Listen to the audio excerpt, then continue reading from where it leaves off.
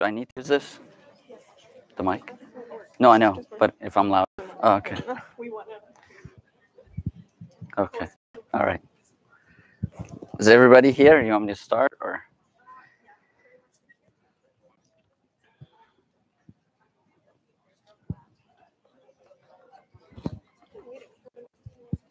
It's up to you.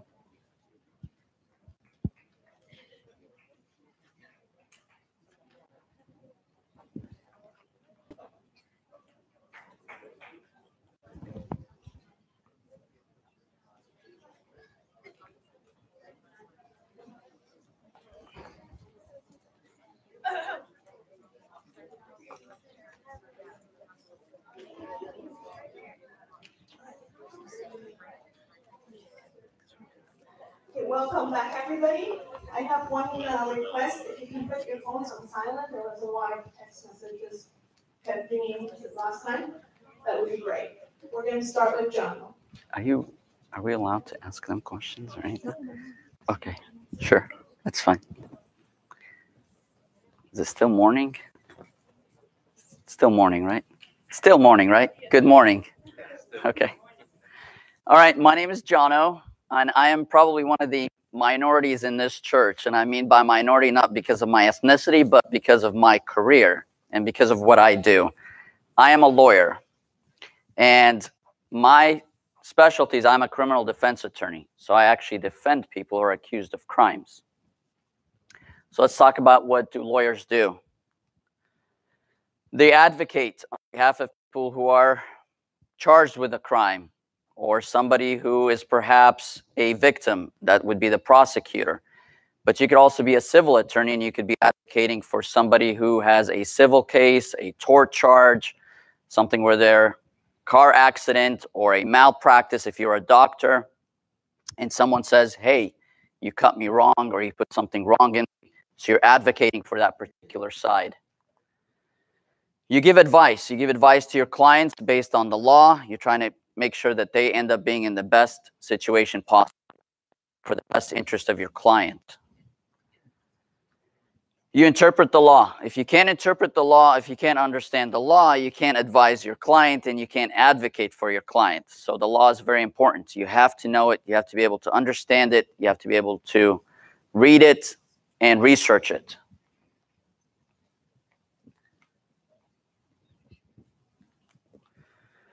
Careers. 25 out of our 44 presidents were lawyers at one point in their life. So what does that mean? You can go to law school, and if you want to really become a president, look, if Trump can do it, I'm pretty sure each one of you can. You're all smarter than he is. You can be a defense attorney. You can get into criminal or civil, because you can also be a defense attorney on the civil side. You can be a congressman or a congresswoman. You can be a senator. You can be a prosecutor, something I'm not really a fan of, but if that's the path you want to pursue, then that's the path you want to pursue. You can get into sports law and be able to represent all of your famous sports players, anybody that you really care about. And you can get to also entertainment law. Transactional law would be somebody who wants to do contract work and sit in an office and push paperwork. You can also be a plaintiff's attorney, which again, you're advocating on behalf of somebody in a civil case. Or you can be a judge, if that's something that you also want to pursue. So what does it take to be a lawyer? Well, you have to go to undergraduate school. You need to do a 4-year degree in whatever emphasis you want to have. It can be poli-sci, it can be speech. You can go to medical school if you wanted to, pre-med. And if you want to pursue after that to get into the law, you can. You can go to business and go into law school afterwards. So you don't have to emphasize in a particular undergraduate degree. You can pretty much go into any emphasis and then go into law school thereafter. Then you also have to take the LSAT. That's the law school admission test. And then you go to law school. It's 3 years. After law school, you have to take the bar. That's a state exam. The thing about the state bar is that if you decide to live in California, you want to practice in California, you have to take the state bar in California. But every time you move to a different state, then you have to take the bar in that particular state and be licensed in that state. You have to take an oath. And it's very important because the oath always be ethical. You're never going to jeopardize someone for your own best interest. And that's very important. Because when you become a lawyer, your client is your most important individual. Whether it's a company, whether it's an individual. It's not you. You don't put your own interest ahead of your client's interest, no matter what. Salaries and career outlook. Between 2016 and 2026, there should be about an 8% increase in the law. So they're going to be really needing a lot of lawyers. In Kern County, there's a lot of crime, so I'm pretty sure we would need a lot of attorneys, especially whether it's, well, criminal law, whether you want to prosecute or whether you want to defend. One thing also about the law is you always need a doctor, right? Would you agree that everybody needs to have a doctor? But guess what everybody also needs to have? A lawyer, including doctors.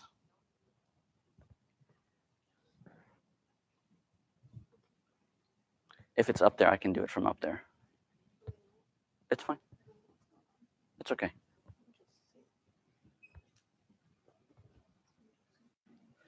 Okay.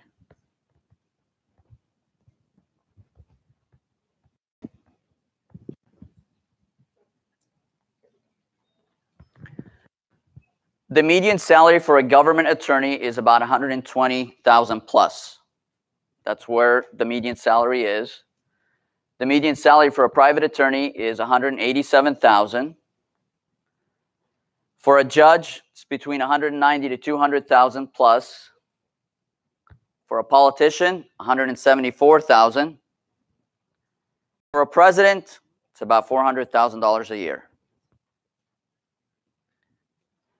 So I want to leave you with this last quote. It says, in the end, it's not the years in your life that count, it's the life in your years.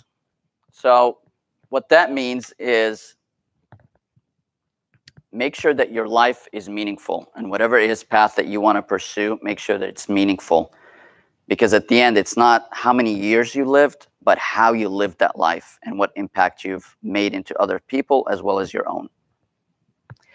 By the way, if you have any questions, I will leave my business cards with Jasmine. If anybody wants to perhaps ever want to come and watch a trial, you can let me know. But do me a favor, do not call me because you picked up a crime and you need somebody to defend you. I hope none of you should be picking up anything.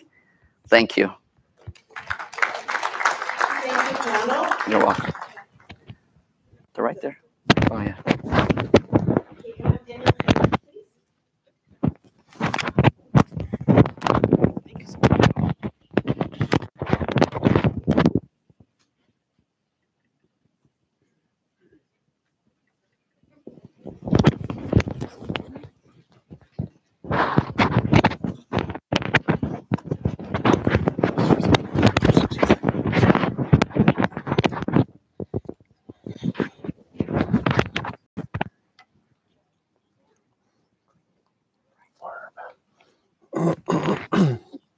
Okay.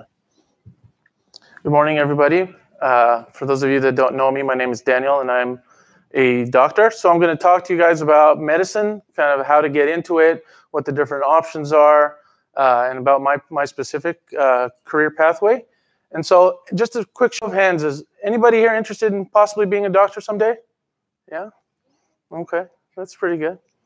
Okay, good. So we'll go through some of the things that you need to do to get to that destination. And again, I'm going to be happy to answer any questions you may have during or after as well. All right, so what is medicine? As we know, medicine is the science or practice of the diagnosis, treatment, and prevention of disease. And just for completeness sake, medication, whether it be a pill or some kind of treatment like that, that's another option. We're going to talk about the first one, though, because that's what we're here to do today. And so Lao Tzu said every journey begins with a single step. So that first step is the decision to pursue a career in medicine. And so, excuse me, the conventional track is to do a 4-year undergrad degree, preferably in some kind of pre-med or biological science type of focus. But I see in my classmates and other people I've talked to, you could be an engineer and get into medical school. I have some people in my class that were journalism degrees or English literature degrees. So there's lots of different ways to get to it, but this is the most traditional. And so that's what I followed. So that's what I'm going to focus on right now. Okay. So typically it's a pre-med program. Usually most degree programs are about 4 years in length. And then once you've completed your degree, we will take an exam called the MCAT, so the Medical College Admissions Test, similar to the LSAT that Jono mentioned for law school. And then that, I don't know what the value of that is, to be honest with you, but they make us take it, so we do what they say, right? In terms of the different types of medical schools, there's both allopathic and osteopathic, and there's a little bit of a difference between the two. In the US, there's 125 allopathic or the traditional type of medical schools. And in Canada, there's 16. The reason I put that up there is that that's where I grew up, so that was what I was exposed to. And then in terms of foreign schools, they're becoming much more popular these days. I actually attended a foreign medical school, whether it be in the Caribbean, some in Europe. And also I have a friend that just completed his training in Australia as well. So if you're looking for some life experience outside of the US, that might be something to consider. So and then in the US, there's also 34 osteopathic schools. In terms of the curriculum between the allopathic and the osteopathic, osteopathic typically tends to involve more, so the word osteo means bone, and so osteopathic involves more kind of manipulation type of techniques in addition to the traditional medical knowledge that we have in the allopathic field.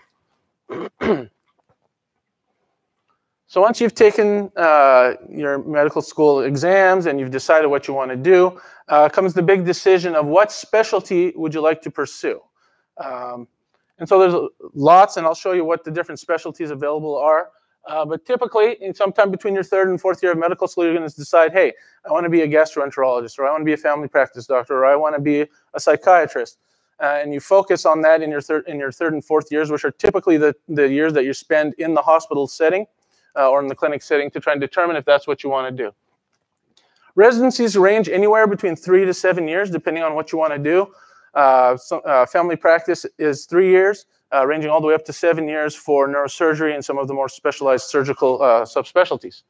There's a big interview process, which those of us that have gone through know is not necessarily fun, but a necessary evil that has to be done to get to your destination. And once you get through that, there's what's called a match day. So once you've completed all your interviews, you basically rank the programs in order of your favor. And they rank you too, and then everything goes into a computer and they spit out a list, and this is where you match. So you don't necessarily get to pick where you want to go, but you kind of do though. Okay, and so I remember my match day was on Martin Luther King Day in 2008. I was here in Bakersfield. We had just taken the youth skiing the day before, and I woke up at 6 a.m., saw that I matched, called my parents, went back to sleep because it was a day off. So that was a really exciting day for me. Some of the specialties like neurosurgery, ophthalmology, plastic surgery, and urology match in January, whereas the rest of the specialties tend to match in March.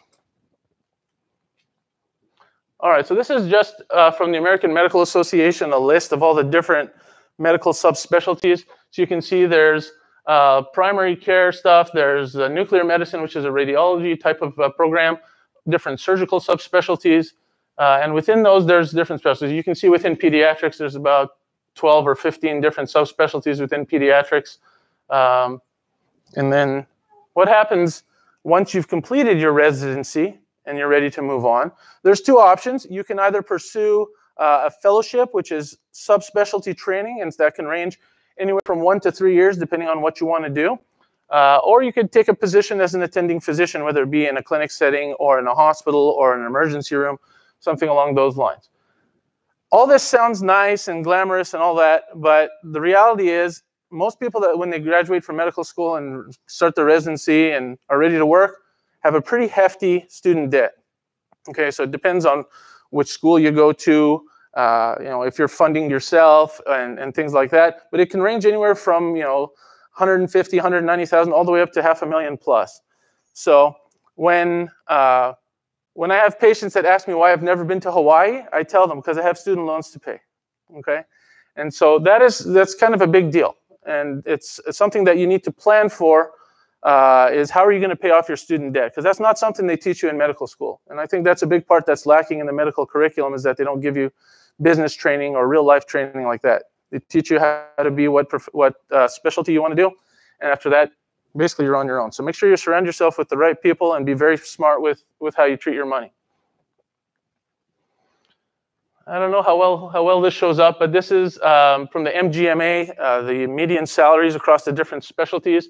So it ranges anywhere from, I can't even see it myself, somewhere over 600,000 for neurosurgery, and then the lowest is pediatric infectious disease. So you can imagine you're going to be working hard. You're not going to be struggling financially. Make sure that when you pick a specialty, it's because it's what you want to do, not because you can make $1 million a year doing it. Because if you do that, you're going to have a miserable life. So make sure you pick something you enjoy, get a good work-life balance, and then everybody will be happy. Okay, in terms of the different practice types, traditionally a lot of folks were in a solo practice, so a private practice where you had your own clinic or your own office. Nowadays, based on financials and reimbursement, we're getting away from that more into group practices, where you either have several individuals within the same specialty forming a group, or you can have several specialties in a multi-group setting, okay, or a multidisciplinary setting. And then there's also employed physician practices. As you may or may not know, in California, hospitals cannot employ physicians directly, and so the examples that I'm familiar with is Adventist Health. There's a physician network for Adventist Health that employs the Adventist Health physicians, and then they in turn work either through the clinic or through the hospital. So that's one. I work with Kaiser. And so we're part of what's called the Southern California Permanente Medical Group. So it's basically the Kaiser physicians that are not owned by the hospital or hired by the hospital, but we work in conjunction with the Kaiser Hospital Foundation to provide services. And then there's different settings. There's an ambulatory setting, which is basically a clinic setting. There's ER or urgent care setting. And then there's inpatient in the hospital or other facilities type of setting as well. Okay, so that basically just gives kind of an overview of how you get in, what you do when you're done, and the outlook. As John was saying, everybody needs a lawyer, everybody needs a doctor too, so job security is important. With many of the baby boomers getting into retirement age, there's always going to be a big opening and always demand for physicians, especially in underserved areas, okay? So something to consider. So my journey, I started off, I did my bachelor's in zoology. So that was a 4-year program. I then applied through several schools in Canada and the US. Unfortunately, I was not successful in getting in. So I decided I was going to do a master's degree in biomedical technology to help augment my chances and give me a little bit more breadth to my knowledge. And then when that also didn't result in me getting into medical school in Canada, I went to St. George's University, which is a school in the Caribbean in Grenada. And so some of you may know people that have gone there. And so after that, so that was a 4-year program. We did 2 years in the Caribbean, and then the 2 years I did in my training were actually here in Bakersfield. So that's how I knew the area, and that's what made me want to come back, because I knew the people, I knew the area, I knew the church, had a lot of good friends here. So that was an easy decision for us to come back when the time was right. And then my urology residency was completed at the University of Arkansas. That's in Little Rock, and it's a 5-year program. So most surgical subspecialties or surgical specialties tend to be somewhere on the order of 5 or 6 years, and then with neurosurgery, it can be 7 years as well. So what is urology? That's the specialty that I practice. It's the specialty focusing on treating conditions of the urinary tract and male reproductive system. So things that are very common, and you may know somebody that's struggled with some of these: kidney stones, prostate, any kind of bladder dysfunction, reproductive health, pediatrics and trauma, just to name a few of the subspecialties within urology. I practice general urology, which means I do a little bit of everything. So that's always nice. So in terms of my practice specifically, currently, I'm working with Kaiser here in town. Generally speaking, it's a 5-day work week or a 4.5-day work week, 3 to 3.5 days in the office, 1 to 1.5 days in the operating room. We do a lot of office-based procedures, so that's always fun if you like to use your hands and you like to do that. And then in terms of the types of surgeries we do traditional open surgeries, we do endoscopic surgeries using cameras, which includes laparoscopic and even robotic surgeries, which are kind of the up-and-coming techniques that are being used. Another thing that's not so glamorous about being a physician is that sometimes you have to take call. Okay, so call can be very tedious. So generally, in my practice, it's a 24-hour call, 12 to 15 days a month, because there's 2 of us working together, and sometimes that includes 1 to 2 weekends a month. So you can be called at any time of the day, any time of the night, on weekends, in the middle of the day. So it's something to keep in mind that it's not all fun and games. Okay, so there is a lot of hard work that goes into it, but in the end of the day, it's a very satisfying profession. I don't think I would do it any differently if I had the chance. And thankfully, the patients are very appreciative of the services we provide. So I just want to leave you with a couple of just quick, funny jokes here. So I'm happy to take any questions at the end. Thank you.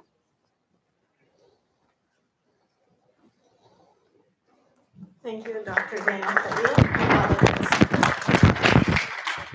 So next on our list was actually Daniel's wife, Demian. So she's going to come in. Daniel will present her in a little bit, okay, her PowerPoint. Can we have Shady right now? Shady Asham, please.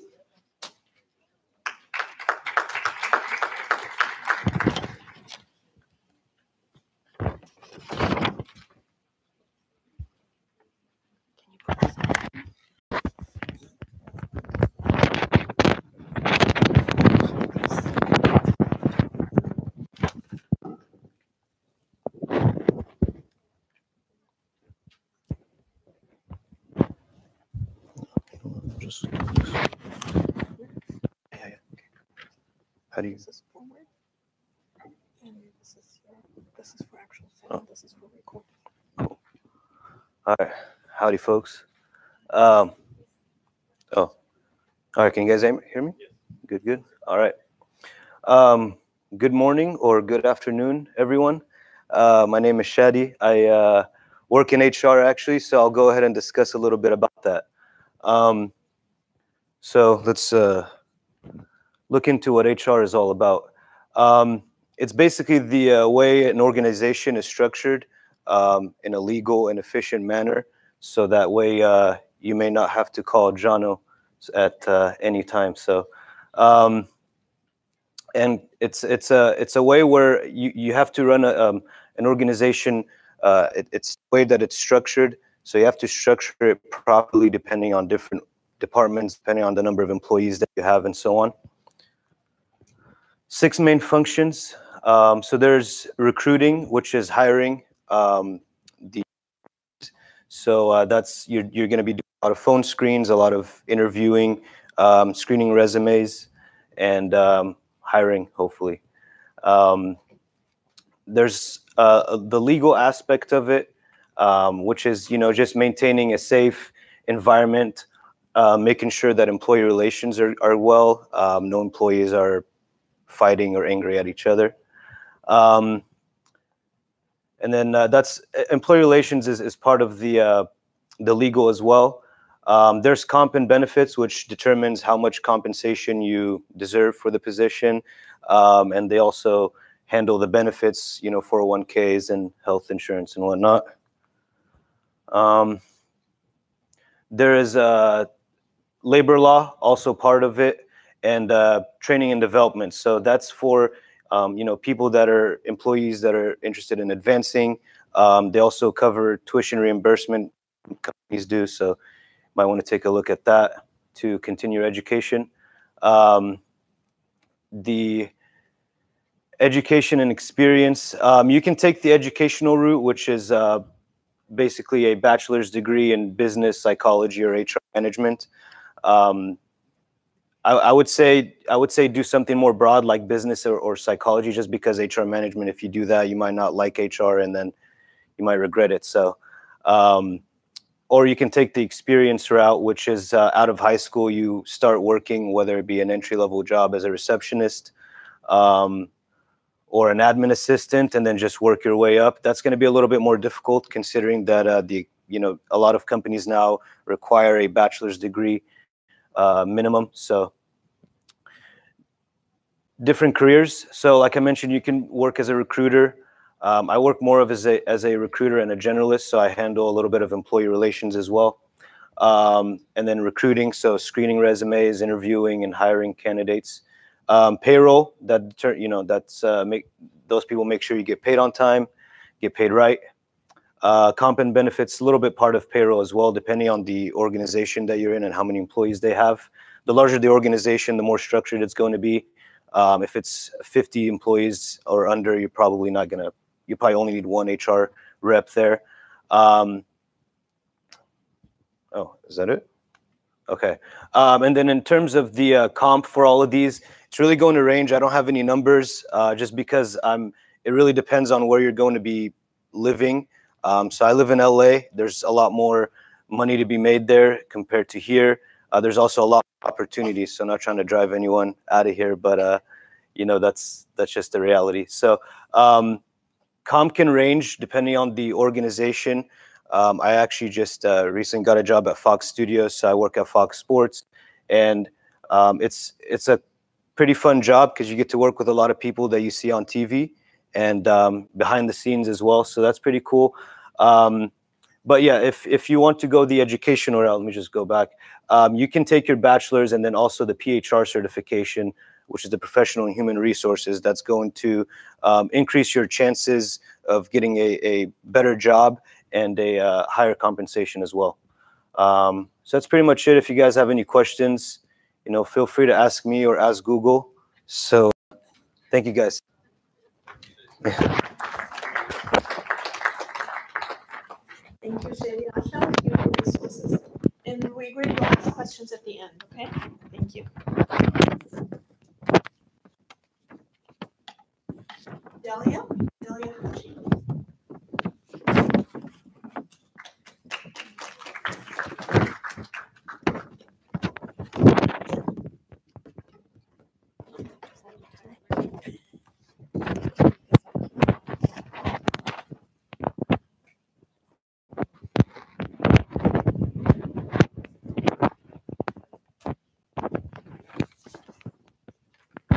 Sure, why? Use the other side. That's okay. I have a, If you don't move around. yeah, that will be fine.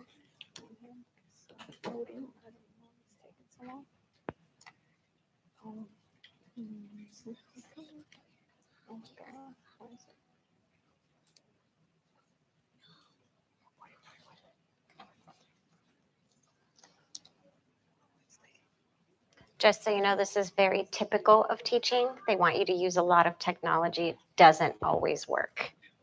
All right.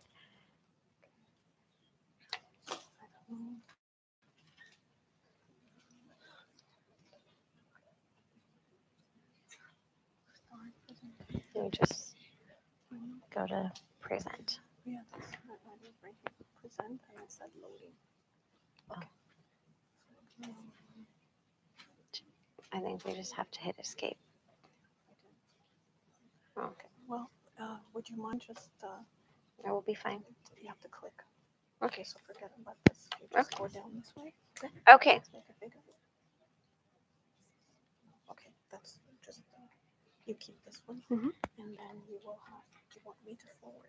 No, it's fine. Okay, all right, so you have to actually click on the slides here. Okay. Okay.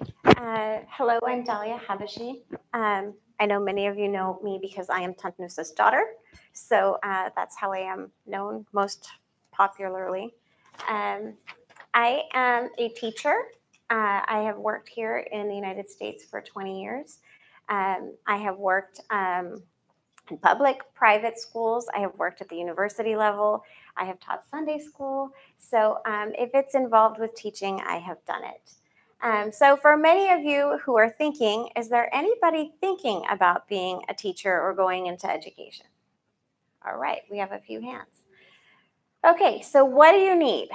What do you need to do that? Well, the most obvious thing is that you have to have communication skills because you are going to be talking all day, all the time.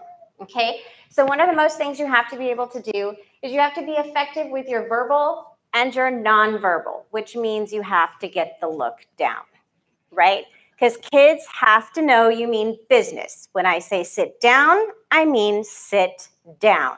So you got to have the look because nonverbals are just as important in teaching, okay? You have to be able to use media and technology, but you've also really got to be able to field people being able to ask you questions. Because part of what happens with teaching is you get information, but if kids can never, or the student in front of you can never actually inquire what it is that you know, then you've really just done nothing, right? Because the point is that you are teaching, you are giving instruction, okay? So if you can't collaborate, probably not a good idea, okay? Teaching is about sending messages, okay? These messages are sent and they are received. So you have to be able to look at your audience. You have to be able to figure out what is going on with them. Because if you're sending them information and you see their nonverbals are, you've got to change your lecture, right? You've got to change your style because, again, the purpose is instruction, right? You're giving them information that has to have a purpose. You are planning something because you want them to take what you are telling them and you want them to do something with it, right? So if I am giving you a lesson, right, in mathematics, I need you to be able to add and subtract. That means the information I give you has to be about adding and subtracting. You have to know what to do with that information, right? So you have to have a purpose. You have to know what you want them to do with the information that you give them, right? The student also has to know if she's telling me to add and subtract, you have to be able to anticipate that when you're done, you've got to add and subtract, right? So, important to know. You've got to be an active listener. You've got to be checking that people are understanding what you're telling them. You've got to be able to paraphrase, and you've got to be able to clarify. Not all students take in information the same way, right? So you have to be able to figure out sometimes what the student is asking you, and you have to be able to figure out if what you're telling them makes sense to them, okay? So what else do they do?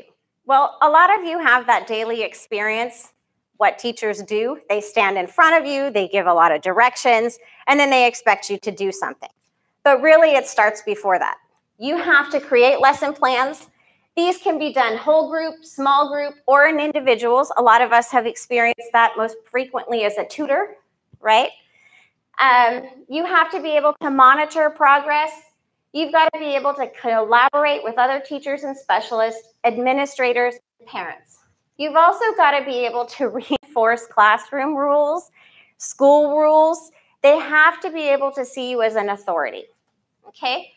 And you have to be able to prepare students for standardized tests. This is a big thing. This starts, as you've heard in every other presentation, you will take a test. This starts as a student, right? You are being prepared to take tests because this is how we measure proficiency, right? So it begins in school. So why become a teacher, right? Well, obviously, it would be to have the summers off, right? It would be because you have major holidays and you get off by 3:30, which we all know is not always true. But, sorry, those were a few of them. So what kind of teachers are there? There is a realm of teachers. They begin in preschool. We have elementary school, junior high, high school, special education, college professors. These are all teachers. Then you have specialty teachers. You have art, music, and drama. Most of the time you experience that probably when you get more into charter schools. Sometimes you see it more in junior highs and high schools. You'll see science, social studies, and history teachers, reading and math. You've got PE and sports teachers. And then we have what we call career and technical. These are becoming more and more common because we're seeing a lot more coding, robotics. You've got mechanics, culinary, machinery. You have all kinds of teachers, right? Teachers that are focused on technical skills, okay? So you can see here, we have teachers from preschool going through all the arts. Now, teaching allows you to do a few things. The big things are it allows you to inspire change, okay? It allows you to help others become more proficient, and it really does allow you to serve others. As a professor, one of the things one of my mentors told me is I worked here at Point Loma for many years, which if none of you know is a small private Christian school here. And he said something that really I want you guys to take away. He said, the most important thing that we do as Christians is our mission in our neighborhoods, in our schools, and in our professions. So when you think about it that way, and you think about the fact that we're here as a church and as a community, part of our mission is to live out that light in our communities. And in every profession, we do that. But as teachers, we do it the most frequent because we see students every single day, right? So oftentimes we have more opportunities to really model and to really show what it is that we think our talents and our things do to glorify God, okay? So just think about that. For many of you who know me, the last almost 10 years now, I have spent in special education. So many people always ask me, what is that? Am I dealing with a lot of kids who have a lot of problems? Yes. Yes. What is special education? It falls under a law, which I'm not going to get into. But basically, this law changed the way that we serve students who are identified with disabilities. By the way, I know most of you are also most familiar with special education in our church, not through the special education that I teach with kids who are underprivileged or have disabilities, but most of you experience special education through your GATE classes, which is also special education, okay? Disabilities, we have 13 of them. The most common one that people know or hear about, the big buzzwords are dyslexia, dysgraphia, and dyscalculia, which means you have a specific disability that prevents you from learning how to read, how to write, or how to do basic math, okay? There's also some other ones that are included, auditory processing, and of course, nonverbal learning, okay? We also have what we call other health impaired. This is the most common one that you might hear about because everybody thinks they have attention problems, right? And we often joke, he's got to have ADD or something like that. ADD is actually a very complex disability, and it does impact many people in many different ways. We also have autism spectrum disorder. This is another common one that we hear. Autism is a very unique disability in the fact that it is a spectrum disorder, so if you think of a rainbow, right? When you meet somebody with autism, you would probably place them anywhere, somewhere on that rainbow. And it is a very unique disability. It impacts the way that they communicate and it impacts their behavior, okay? It's also, it can be verbal or nonverbal, and it's just a complex disability, and we actually have teachers that specialize just in this disorder, okay? We have what we call emotional disturbance, which is your ability to not be able to regulate your emotional status. We have speech and language, which Sherry shared with you earlier. We have visual impairment, including blindness. This is often an overlooked disability because it can be as basic as we have a lot of students who just need glasses. You don't realize how much that impacts your education, but it does. And of course, there are also a lot of degenerative diseases that come along with your eyesight. Sorry. We have deafness, we have hearing impairment, and there is a difference. Hearing impairment usually means that I can hear you with some kind of technology or assistive technology like a hearing aid. Deafness means you have no hearing at all, okay? Deaf and blind is also a multiple disability. We have orthopedic impairment, which means we see most of these are students with cerebral palsy. They have been in some other kind of accident or something that requires them to need special assistance walking or something like that. And we have intellectual disability, which, you know, in the past we have known as mental retardation, but that's not politically correct anymore, so we don't say that. But really what that means is that the student does not have the cognitive ability to keep up with the rest of the what's being asked of them. We have TBI, or traumatic brain injury. These are often students who have had some kind of trauma, right? They've been shot, they've been in a car accident. It does happen, okay? And the last one is multiple disabilities, okay? So you can have several of them impacting the way that you're learning. So I say this, or I have this picture, because there is actually a national board that is also taken by teachers. These are actually all nationally accredited and recognized teachers. They go every single year to the White House. So I know people don't always think of teaching as a very prestigious career, but it is just as prestigious as any other job that you can have. And my final thought was actually a video. I don't know if it will work for us or not, but I hope that this has helped you kind of understand what special education is and some of the things that you might see or experience, and some of the students that may be sitting next to you in your classes.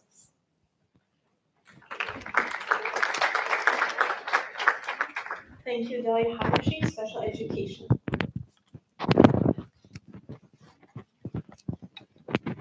Benjamin Shinuda? Yeah, he's not here. He's not, just kidding.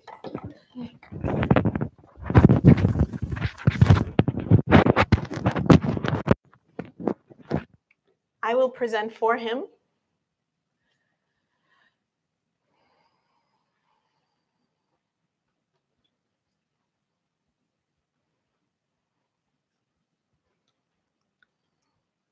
So he made the PowerPoint and I will just present for him. He is doing humanitarian work in Greece. His education, I'm gonna read the notes he said. Okay, so I started my education as a linguistics major for 1 year until I realized that I wanted to do something more and useful and practically applicable. In political economy, I got to study a huge range of ideas about the world and its political and economic systems, while combining it with practical courses. In this case here, he has a bachelor's of art in political economy. He studied abroad in Geneva for a semester. Internships and volunteer work. His first job was making sandwiches on the campus cafe. He worked at World Vision International in Switzerland, where he did organizational learning and evaluation intern. He found this internship while he studied abroad, and he conducted a real-time organizational learning report to understand the gaps in organizational responses to the Zika virus outbreak in South America at the time. So in order to build your career profile, you need work experience, which was his first experience was working at an international humanitarian organization, or it's also called NGO, non-governmental organization, which was in Geneva. During his last semester at the university, he worked with the IRC, which is the International Rescue Committee in Oakland, where he helped resettle refugees who were relocated to the United States around Oakland and San Francisco. Everything they needed, we helped them with, including applying for Social Security benefits, housing, employment, language classes, and we accompanied them to medical services and social services. I worked mostly with people from Central America. Then after graduation, I found an opportunity to volunteer with a very small organization in Greece. In the same camp was the Danish Refugee Council, who hired me after my time volunteering. This was a kind of job I wanted for a long time, and it definitely helped me that I was already there and had some experience for them to hire me. After my paid work, after 9 months, I applied internally in my organization in Greece to join the protection team in Athens. This job requires you to connect with the people who live in the camp. You work in understanding their needs and to work and address them as best as you can. It's emotionally tiring, but rewarding as well. Skills required are interpersonal skills, calm in tough situation, languages like Arabic, French, Farsi, Kurdish, and of course, the humanitarian spirit. Humanitarian work. Humanitarian work is a huge field where you can find your niche in any part of the world. It can range from responding to a natural disaster like an earthquake or hurricane, or working with displaced populations in camps in Greece, which is what I do. Humanitarian organization requires specialists in social work, like Angela, crisis management, translation and interpretation, logistics, grants, fundraising, research, reporting, monitoring, and evaluation, and many more fields. You can find such positions with organizations around the world. For example, the Danish Refugee Council has operated in 30 countries. Possibilities to branch out between different areas of work with the organization as well. So what's next for me? After a year and a half as a protection assistant, I was offered a promotion as an officer in Thessaloniki. This requires an additional set of leadership and organizational skills as the officer of a team. With this kind of experience, I'm prepared to apply to many jobs with other humanitarian organizations around the world. Salary gets higher, and of course, with position, but a higher position requires more experience and more time. So there's endless possibilities to work in humanitarian non-governmental organizations around the world. A master's degree, in order to expand my knowledge, specialize in something that I enjoy and expand my job opportunities. The most rewarding part of the work is the work itself. It's not the pay. If you have questions, you can email Benjamin at his email address if you can see it. Thank you.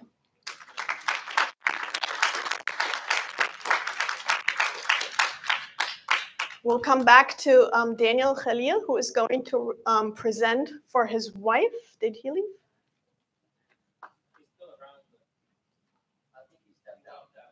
Okay.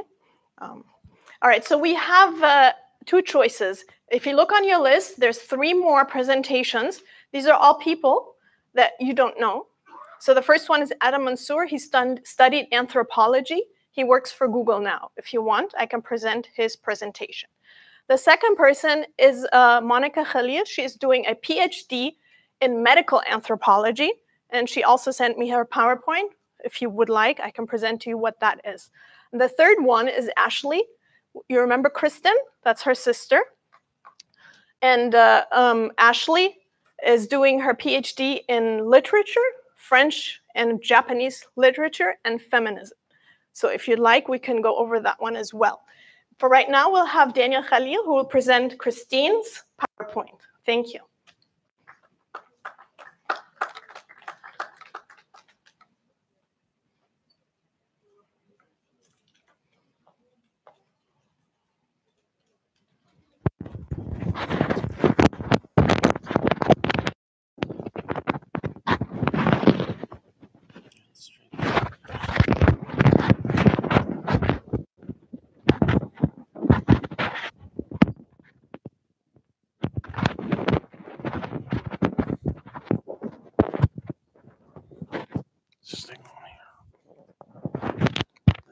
Thank you. Thank you.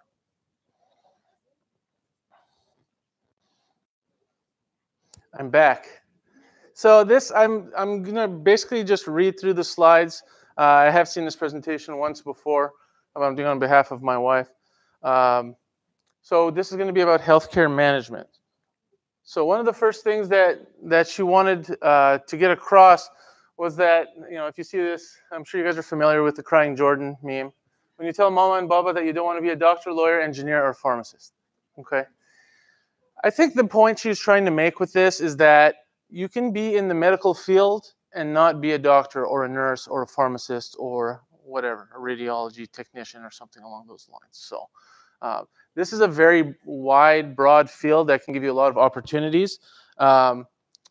She initially, when coming out of high school, was interested in optometry as a career, and then as she kind of got through university and seeing exactly what optometry was about, realized that that wasn't for her. And so she was thinking, I have a biology degree. What am I going to do with this? How can I apply it in a non-clinical or medical setting?